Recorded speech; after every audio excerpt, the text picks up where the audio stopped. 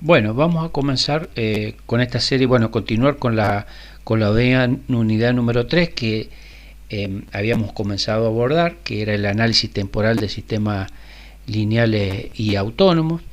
Recuerdan que habíamos visto en esta unidad el tema 3.1, en donde vimos cuál era una introducción a lo que es el análisis y el diseño de sistemas lineales y autónomos, sistemas de control en el dominio temporal.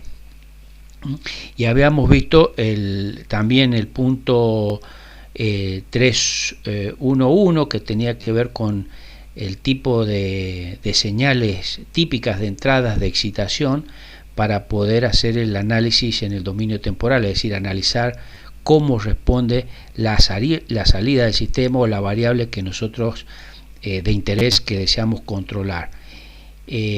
Habíamos visto varios tipos de señales de entrada típica, tipo escalón, tipo rampa, tipo cuadrática, la senoidal, que es muy importante para el análisis frecuencial, y también una respuesta impulsiva. Normalmente son señales que ya vienen programadas para poder operar con instrumentos de generadores de señales. Y habíamos visto también sus modelos matemáticos y el punto 3.1.2, que tenía que ver con la respuesta del sistema, es decir, cómo encontrábamos esa dinámica, cómo encontrábamos la evolución o esa función temporal de la salida para una entrada de referencia en particular. Y habíamos visto que esa respuesta del sistema no era ni nada más ni nada menos que la solución de la ecuación diferencial que modela matemáticamente a ese sistema, y cuya solución, si tenemos el modelo matemático, tenemos la ecuación diferencial del sistema, podemos por los métodos tradicionales que estudiamos, o las herramientas tradicionales que nos da el análisis matemático, esa señal CDT de salida del sistema está constituida por dos, para los sistemas lineales, por dos señales: una señal C1DT, que indica la respuesta permanente del sistema, y C2DT, la respuesta transitoria, que sabemos que si esa señal C2DT para t tendiendo a infinito se desvanece o tiende a cero con el tiempo, entonces decimos que el sistema va a ser estable. Y lo único que va a quedar en la solución es la componente C1DT, que tendrá que tener también como particularidad la misma forma que la señal de referencia de entrada. Eso lo vimos. Bueno, y vimos también dos requerimientos importantes en el dominio temporal, tanto para el diseño, sobre todo en los sistemas de control, que tiene que ver con la estabilidad del sistema y con la exactitud. Es decir, la estabilidad es que justamente que para una determinada entrada la salida del sistema no vaya a derivar o no vaya a oscilar en forma desmedida, o sea, que vaya a diverger. Y la exactitud tenía que ver con la fidelidad, es decir, cómo se alcanza esa señal de referencia dada, y además en el régimen permanente, cuál es el error de estado permanente, cuál sería el error de estado permanente o de estado estable. Eso también es un requerimiento en el diseño. Y ahí habíamos visto que era muy importante. También habíamos definido que a partir de la función de transferencia del sistema podemos obtener la ecuación característica del sistema. Esa ecuación diferencial, que es el modelo matemático de la planta, lo podíamos resolver por distintos métodos. En realidad son tres: la solución clásica, que es la que ustedes han visto en análisis matemático, por el método de la transformada de Laplace, que ese tradicional se ve en la parte práctica, que es el que nosotros usamos. Por eso la importancia de obtener la función de transferencia del sistema, que es la relación entre la transformada de Laplace de la salida del sistema y la transformada de Laplace de la entrada para condiciones iniciales nulas. Y la tercera es una solución por computadora, es decir, una solución por simulación digital, en computadora. Nosotros vamos a abordar ahora el punto 3.2, que tiene que ver con la solución clásica de ecuaciones de sistema. Pero antes de eso, lo que quería ver con ustedes era, digamos, que tienen que tener todos ustedes, son los libros de referencia, de texto de referencia, más ahora que no vamos a tener las clases presenciales, en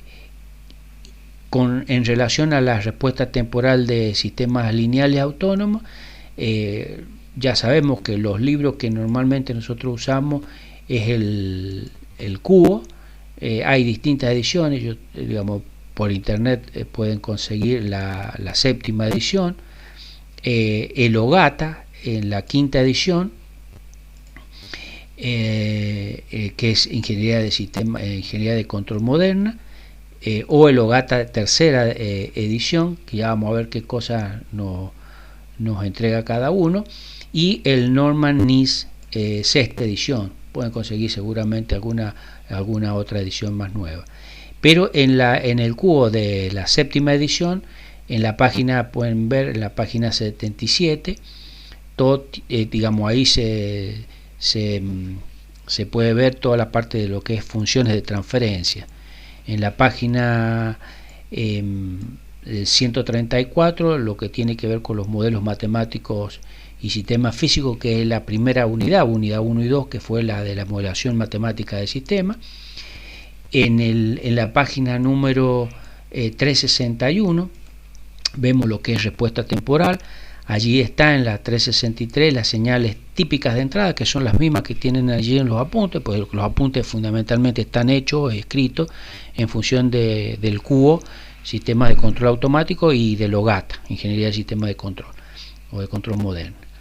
En la página 375 está ahí una tabla, la tabla 7.1, que es la que han visto que se ha visto, que tiene que ver con ese resumen del error de estado permanente, y que esa tabla la tenemos que tener siempre a mano para poder luego hacer una selección del controlador adecuado del sistema de control de lazo cerrado. Y en la página 385 pueden ver todo lo que es la parte de especificaciones de diseño en el dominio temporal, es decir, con mayor digamos descripción, pero es prácticamente lo mismo que tenemos en los apuntes, quizás mejor, digamos, un poquito más extendido. En el OGATA, en la 5ª edición, tenemos los ejercicios. Hay ejercicios de error de estado permanente en la página 183, y en la ingeniería de control moderna, en el OGATA 3ª edición, tenemos todo. Es muy interesante los comandos de MATLAB. Allí hay un resumen de los comandos de MATLAB, y acciones de control, que son un tema de los que vamos a ver después que terminemos esta parte de lo que tiene que ver con lo que es la solución de la ecuación diferencial, o encontrar la respuesta temporal del sistema para una determinada entrada típica. Y luego tenemos también el Control System Engineer del Norman NIS, donde podemos ver allí, ya vamos a ver que vamos a trabajar con un PowerPoint, que también lo vamos a ver en alguno de los otros videos, que tiene que ver con un caso de estudio. Vamos a trabajar sobre un caso de estudio, que es el control de posición de una antena satelital, y allí vamos a determinar, vamos a tratar de sintetizar los controladores de tipo PID con amplificadores operacionales. Esos serían los libros que hay que ver. Yo tengo acá el MATLAB, por ejemplo, en el OGATA, en esa página que yo les decía, en la 900 y pico, tienen todos una introducción al MATLAB, y pueden ver allí una serie de comandos, que tienen que ver con respuestas temporales, con análisis frecuencial, inclusive, que ya es lo que le vamos a ver después. Es decir, una serie de comandos que le van a ser útiles, además del archivo que ya se ha subido a la página web de la materia. Bueno, algo que quería mostrarle también era respecto de repasar un poco la materia, es decir, acuérdense que nuestra materia tiene tres ejes fundamentales o tres ejes principales. Uno tenía que ver con lo que es los modelos matemáticos de sistema y proceso, que es la unidad 1 y 2, que es la que ya se ha visto, o han tratado ustedes de verla en forma autónoma, en donde nosotros allí lo que hacemos es caracterizar el comportamiento dinámico del sistema de acuerdo a las leyes físicas que lo gobiernan, y básicamente lo que encontramos es la ecuación diferencial del sistema. La unidad 3 es la que nosotros ahora estamos viendo, ¿no?, que tiene que ver con lo que es respuesta temporal de sistemas lineales y autónomos. Y la unidad, luego la unidad número 4 y 5 vendría a ser, o 4, tiene que ver con lo que es respuesta frecuencial. Esos serían los tres ejes de nuestra materia, y cuyo objetivo tiene que ver con el análisis, diseño y síntesis de sistemas de control. Ya hemos visto en ese PowerPoint que les di el primer día la importancia de los modelos matemáticos. La importancia del modelo matemático ya lo habíamos eso en la unidad número 1 y 2. Es fundamental para poder diseñar luego el sistema de control, pero también para poder obtener cuál es el comportamiento del sistema para distintos tipos de entradas, y obviamente para hacer algunas predicciones, es decir, cómo se comportaría la planta ante una determinada señal sin necesidad de haber sintetizado esa planta. Es decir, podemos, por ejemplo, modelar matemáticamente una incubadora, o podemos modelar, como han hecho algunos en algunos trabajos de esta primera unidad, el modelo matemático de un respirador, y ver cómo se comporta para distintos tipos de acciones de estímulo a su entrada. Vamos a ver también más adelante un PowerPoint que tiene que ver justamente con un repaso del análisis de la respuesta temporal de los sistemas autónomos, como les decía, y que tiene que ver fundamentalmente con el movimiento, es decir, cómo evoluciona la variable de salida del sistema. Vamos a tratar de ver, bueno, esto lo vamos a ver más adelante, pero lo ideal es tratar de integrar todo este conocimiento para poder trabajar sobre un caso de estudio, que es el control de una antena radiotelescópica, y cuyo sistema de control vamos a analizar y diseñar vamos a controlarla a ese posicionador con un controlador de tipo PID, que lo vamos a sintetizar con amplificadores operacionales, que también está en el NIS, está muy bien detallado. Y vamos a ver el diseño y simulaciones. Eso lo vamos a ver después.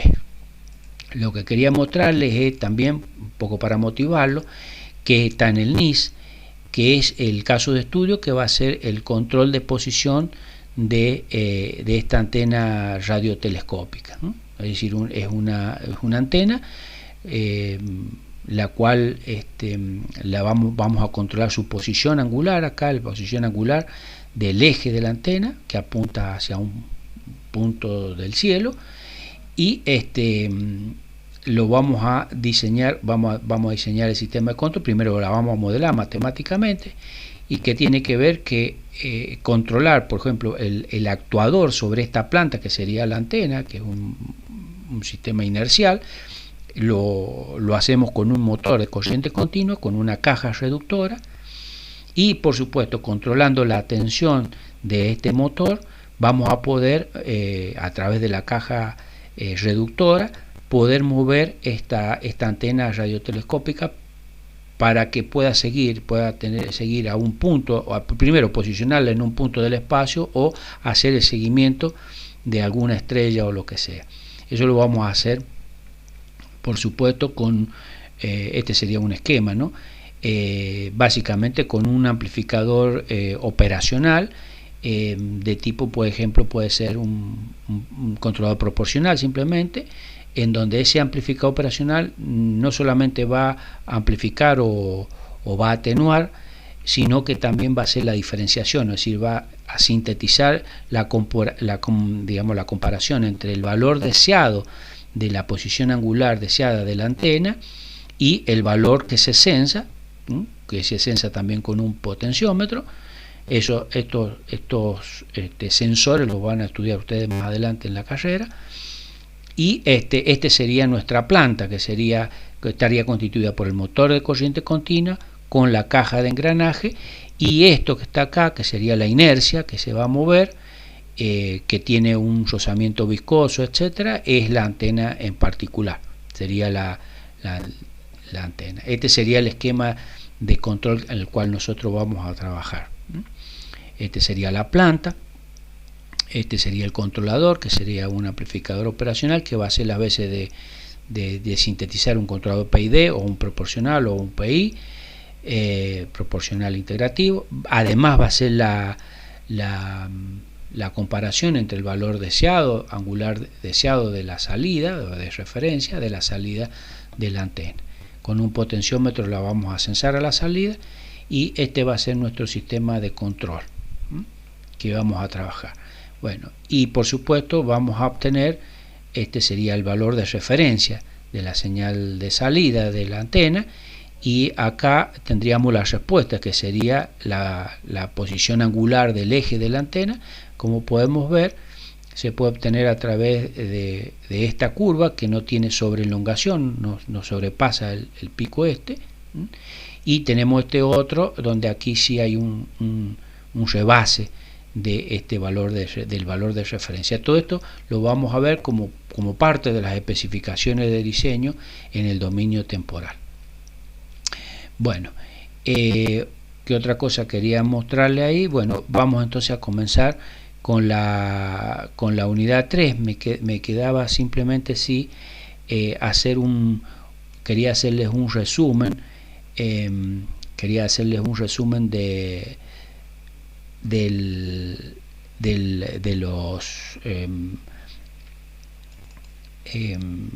un resumen de por qué nosotros trabajamos con la transformada de Laplace. Nosotros ya hemos visto en la unidad 1 y 2 que hemos relacionado las variables que intervienen en esa planta o en ese proceso o en ese sistema, sus leyes físicas que lo gobiernan, y ese comportamiento nosotros de ese sistema o de proceso lo modelamos matemáticamente a través de una ecuación diferencial. Seleccionamos sus variables, seleccionamos las variables que son las de interés nuestra, que son la señal de salida del sistema y la señal de entrada al sistema, y logramos una ecuación diferencial. Una ecuación diferencial usando las herramientas, el álgebra de bloque o el diagrama de flujo señales o los otros métodos de reemplazo a través de la ecuación, pero sabemos que siempre es mucho más simple trabajar con diagramas de bloque. Pero para trabajar con diagramas de bloque debemos pasar de la ecuación diferencial a la transformada de Laplace, o sea, hacer la función de transferencia de ese componente, para que de esa manera podamos trabajarlo en forma algebraica. Es decir, esa es la ventaja de pasar de la ecuación diferencial a la función de transferencia. Por un lado, que podemos operar en forma algebraica a través, por ejemplo, del álgebra de bloque, y además de eso nos permite también poder obtener por un método mucho más sencillo, a través de la antitransformada de Laplace, la respuesta del sistema en el dominio temporal.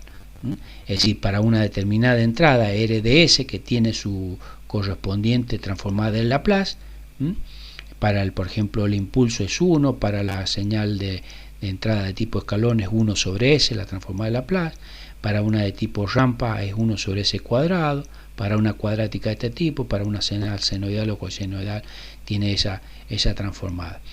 Luego por descomposición por cualquiera de los métodos, nosotros usamos fracciones parciales, y haciendo las transformadas podemos tener la señal CDT, que es la de interés, la señal de salida, que es la respuesta del sistema. es decir, cómo evoluciona la salida del sistema en el tiempo. Bueno, esto entonces vamos directamente ya a la unidad y comenzamos entonces con el punto 3.2. El 3.2 que tiene que ver con la solución clásica de la ecuación del sistema, es decir, dentro de los tres métodos que habíamos enunciado anteriormente, que podía ser la solución clásica del sistema, podíamos usar un segundo método que era el método de transformada de Laplace, que eso se ve en la parte práctica, y otro por simulación por computadora, es decir, usando por ejemplo MATLAB, que usa los algoritmos numéricos para la resolución de la ecuación diferencial, que es obtener la respuesta temporal en el tiempo, o sea, la respuesta temporal del sistema, usando algún método numérico, como en general nosotros usamos el Runge-Kutta de cuarto o quinto orden, o alguno de los otros. Bueno, dentro de lo que entonces el punto 3.2, que tiene que ver con la solución clásica de la ecuación del sistema, tenemos que la solución particular, habíamos dicho que se descomponía en dos señales, una señal C1 de t, que era la que daba en el régimen permanente cuando se estabilizaba el sistema, cuando la señal C2 de t, si el sistema es estable, converge a cero, si se desvanece en el tiempo. Esa normalmente le llamábamos nosotros en análisis matemático la solución particular de la ecuación diferencial, que es la C1 de t. Y la característica de esta señal C1 de t, como yo le había dicho, es que tiene la misma forma, es decir, cuando se desvanece la señal C2 de t, tiene la misma forma de la señal de entrada o de perturbación. Entonces, si la señal de entrada es de tipo escalón, vamos a tener que la señal C1 de t va a ser también de tipo constante, es decir, en este caso A. Si es de rampa la señal de entrada, una rampa h por t, bueno, la salida tendrá la misma forma, C1 de t, esa señal o solución particular tendrá la misma forma de una señal temporal, de una rampa. Y si es de tipo senoidal, también una señal C1 de t, que es compuesta por dos señales, una coseno-seno, que puede ser directamente una señal de tipo senoidal. El segundo paso tiene que ver con la solución complementaria. Esa sería la solución particular, y la solución complementaria tiene que analiza, es decir, eso es lo que veían en el análisis matemático, lo que hacemos nosotros acá, a esa solución complementaria la asociamos a esa señal C2 de t que si el sistema es estable, se tiene que desvanecer en el tiempo, es decir, tiene que tender a cero con t tendiendo a infinito. Esa solución complementaria de la ecuación diferencial tiene que ver con lo que se denomina ecuación homogénea, que se obtiene haciendo que la señal de entrada sea igual a cero. O sea, haciendo una señal de entrada r de t igual a una constante que es igual a cero, obtenemos lo que se llama la ecuación homogénea de la ecuación diferencial. Podemos ver entonces que en ese caso particular la ecuación diferencial nos quedaría de esta forma. Como podemos ver, acá la r de t es igual a 0. Acuérdense, el operador d es la derivada respecto del tiempo. Este operador d al cuadrado hemos reemplazado al s cuadrado, que s, acuérdense que es una variable compleja, la hemos reemplazado por el operador d, y eso tiene una justificación desde el punto de vista del análisis matemático que nosotros no lo vemos. Y en este caso ese s cuadrado se transforma en un d cuadrado, donde d cuadrado es el operador de la derivada segunda respecto del tiempo dos veces. Bueno, esta sería lo que llamamos nosotros la ecuación característica del sistema nuestro. Entonces la ecuación característica del sistema para nosotros será esta. Si dividimos al primer miembro en c de t, nos va a quedar esta ecuación. Que sería la ecuación característica del sistema, que si observamos es el denominador de la función de transferencia igualada a 0. en este caso en un polinomio que en D, pero podría ser también en el polinomio S, si reemplazamos el operador D por la variable compleja S. Entonces la ecuación característica del sistema será entonces el denominador de la ecuación de la función de transferencia igual a C. Por eso es la importancia también a veces de usar en la modelación matemática el diagrama de flujo señal, en donde nos da justamente la ecuación característica del sistema, el delta. Bueno, fíjense, este polinomio es un polinomio igualado a 0, en donde acá, dependiendo de los valores de esta constante K sub 1 y K sub 2, va a ser que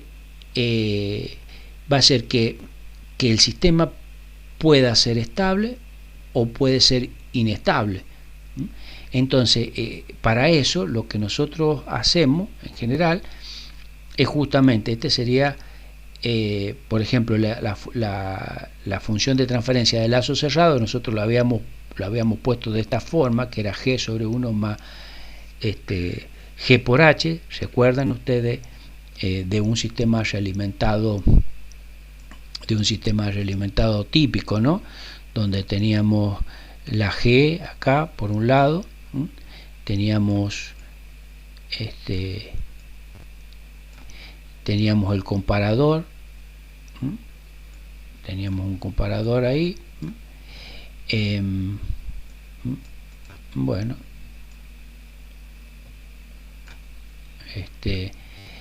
tenemos por ejemplo, bueno, acá vamos a ponerlo así, acá era el signo negativo, acá teníamos un signo positivo, bueno, un poco esto, perdón, y acá no, en en realidad acá teníamos un bloque, teníamos el bloque H, para ser coherente con lo que habíamos hecho la vez pasada. Ese era el bloque que teníamos. Bien, este sistema, que era el típico clásico sistema realimentado, tenía una función de transferencia, que era G sobre 1 más G por H. Este era el denominador de la función de transferencia en S.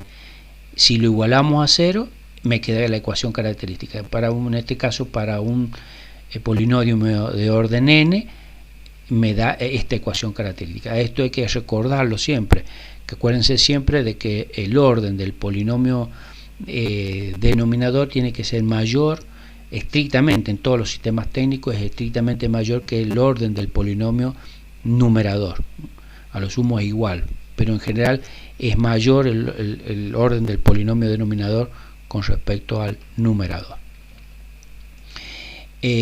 Bueno, esta ecuación, este polinomio digamos de orden n, obviamente lo podemos descomponer o lo podemos factorizar en n raíces, que pueden ser de este tipo.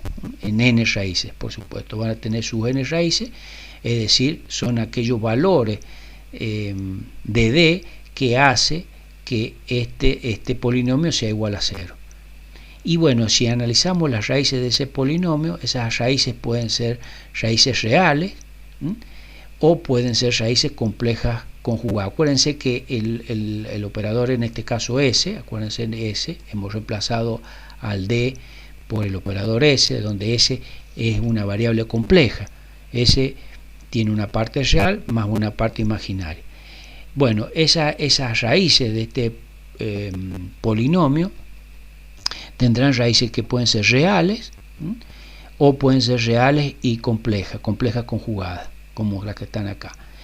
Para este caso, que es el caso de los sistemas lineales, nosotros vamos a tener una solución de la ecuación general, vamos a tener una solución general complementaria de la ecuación característica, que tiene esta forma, que justamente es la C2 de t.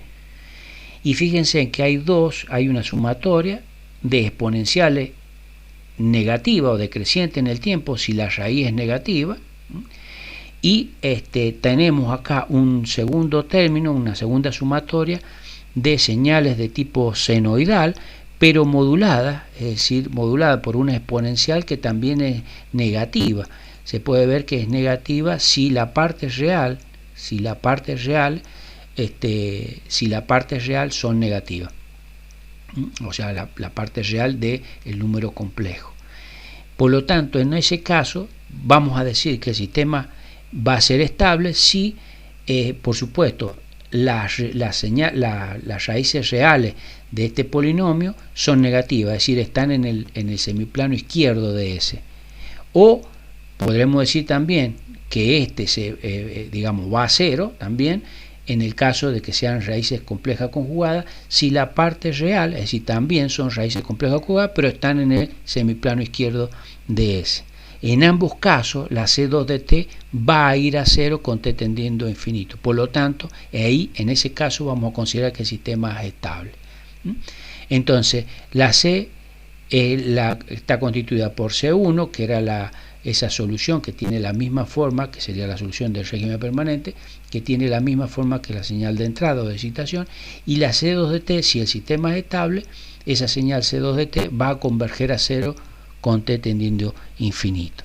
Acá tenemos, este sería el punto 3.3, que serían los requerimientos para que la respuesta sea estable.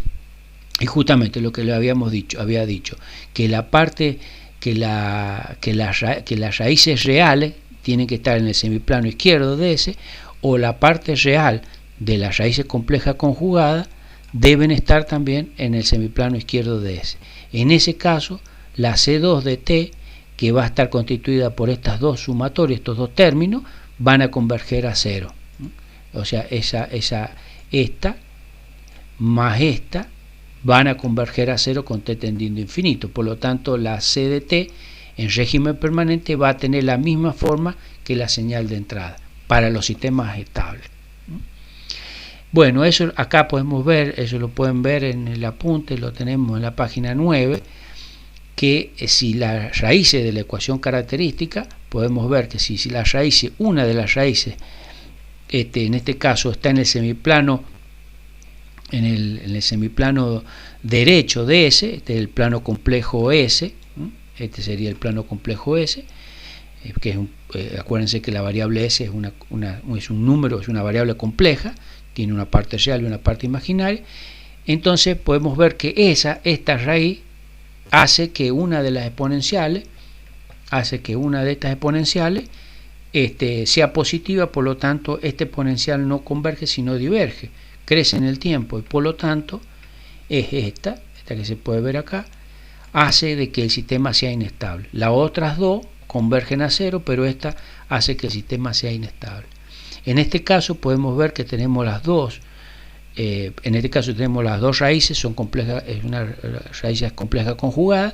Vemos que la parte real es negativa, está en el semiplano izquierdo de ese, y podemos ver entonces que en este caso, fíjense, es la señal senoidal modulada por esa exponencial decreciente. Para t tendiendo a infinito, es C2 de t converge a cero, por si tanto el sistema es estable.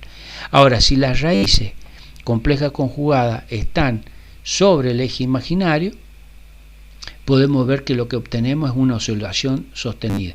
Si bien el sistema no es inestable, es decir, que no crece su salida en el tiempo, en forma,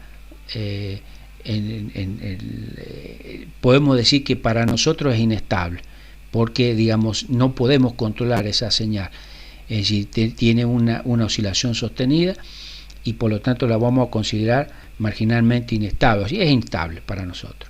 Y obviamente si tenemos en el caso en donde la parte real de esas raíces complejas conjugadas está en el semiplano derecho de ese, podemos ver que las exponenciales crecen en forma indefinida y por lo tanto el sistema se hace inestable. Bueno, luego vamos a ver entonces unos ejemplos. Acá pueden ver en la página por ejemplo, el ejemplo 3.1. Tenemos acá, por ejemplo, un sistema de segundo orden. Este sería la función de transferencia en el operador D.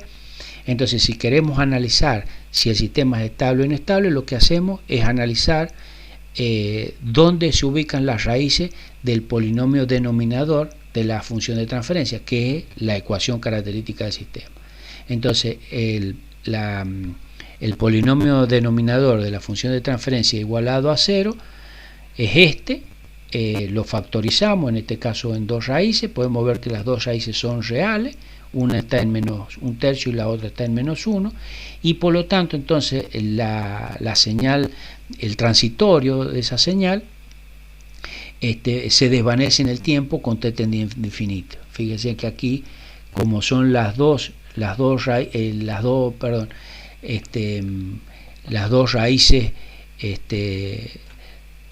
están sobre el eje real, esto digamos, esta es la parte imaginaria, esta es la parte real, este es el plano complejo S. Podemos ver una que está en menos 1 y la otra está, bueno, menos un tercio y la otra en menos 1. Podemos ver entonces que C2 de t va a converger a 0 con t tendiente a infinito, y por lo tanto el sistema decimos que es estable. La solución total del sistema, bueno, por supuesto, será dependiendo si es una entrada de escalón o una entrada rampa o lo que sea. Bueno, acá tienen un ejemplo más, por ejemplo el ejemplo 3.2, averiguar también la condición de estabilidad del sistema. En este caso, fíjense, es la ecuación de segundo grado. En este caso nos da raíces complejas conjugadas, dos raíces complejas conjugadas, 1 en menos 1 más j, 3 a la 1 medio, o sea, raíz cuadrada de 3, pero las dos partes reales del número complejo es negativo, por lo tanto el sistema va a ser estable. Perfecto. Y después tenemos este caso, por ejemplo, en un sistema, una función de transferencia de tercer orden, en este caso, acá podemos, bueno, en el MATLAB tiene algunas condiciones para poder determinar, poder factorizar, es decir, encontrar las raíces de este polinomio, de un polinomio mayor de segundo orden. En este caso, fíjense, nos da que una de las raíces está en el semiplano derecho de ese, por lo tanto el sistema va a ser inestable. Bueno, entonces ahí tienen en el 3.32 un resumen de esta parte, y luego entonces vamos a ver en otra clase la respuesta del sistema, para cuál sería la respuesta temporal para un sistema de primer orden y para uno de segundo orden, para poder a partir de esos dos sistemas obtener cuáles son los requerimientos, las especificaciones de diseño en el dominio temporal del sistema de control. Bueno, hasta acá llegamos ahora.